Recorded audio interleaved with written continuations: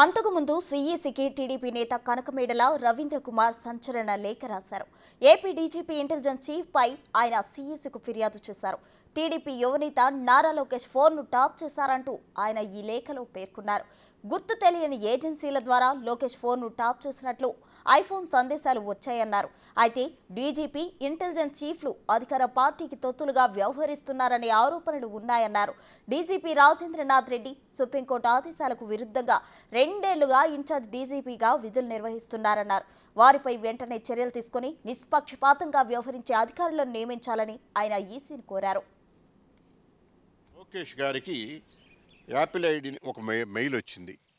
Mail ఏంటంటే, మీ number urgent security alert చూసుకోండి, మీకు మెయిల్ పంపించాము చూసుకోండి, మీరు కనుక సెక్యూరిటీ అలర్ట్ కనుక చూడకపోతే కన్సర్న్ యాపిల్ ఐడిని చూడమని చెప్పేసి ఆ నోటిఫికేషన్ అర్జెంట్ సెక్యూరిటీ ఇదిగో పంపడం జరిగింది. ఇది మెయిల్. దీని మీదట మేము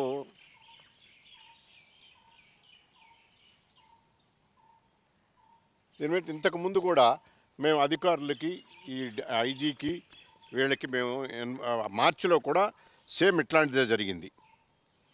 ఈ విషయాలపైన అధికారులకి మేము కంప్లైంట్ ఇచ్చాం, అయినా కూడా వాళ్ళని పట్టించుకోలేదు. ఇది ప్రభుత్వ ప్రమేయం లేకుండా, కొంతమంది పోలీసు అధికారుల ప్రమేయం లేకుండా, డీజీపీ గారికి తెలియకుండా, చీఫ్ సెక్రటరీ గారికి తెలియకుండా ఇలాంటివి జరగడం అనేది సాధ్యం కాదు జనరల్గా. ఎందుకంటే ఇవన్నీ కూడా ఇట్లాంటి ఎవరో అనాథరైజ్డ్ ఏజెన్సీస్ ఇవన్నీ చేస్తున్నట్టుగా అనుమానం ఉన్నది. ఇలా చేస్తున్నప్పుడు మాకు యాపిల్ ఏజెన్సీ నుంచి వచ్చిన ఒక అలర్ట్ వచ్చినప్పుడు, ఇలాంటి చర్యలు అధికారుల దృష్టికి తీసుకెళ్ళినప్పుడు వాళ్ళు స్పందించినప్పుడు తప్పనిసరిగా ఇందులో ఉన్నతాధికారుల ప్రమేయం ఉందని భావించవలసి వస్తుంది. వాళ్ళు ఇట్లాంటి ఉన్నత స్థానాల్లో ఉంటే ఎలక్షన్లో సవ్యంగా జరగవు. ఆంధ్రప్రదేశ్లో పార్లమెంట్ ఎలక్షన్ జరుగుతున్నది, అసెంబ్లీ ఎలక్షన్ జరుగుతున్నది. ఎన్నికలు సవ్యంగా జరగాలంటే అలాంటి అధికారులు అక్కడ ఉన్నప్పుడు సవ్యంగా జరుగుతాయి అనే నమ్మకం లేదు.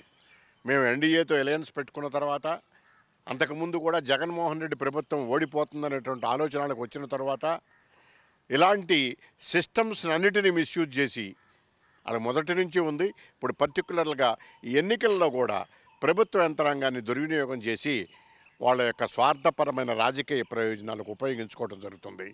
అలాంటి ప్రయోజనాలకు కొంతమంది అధికారులు కూడా ఉపయోగపడటం అనేటటువంటిది దురదృష్టకరమైనటువంటి పరిణామం.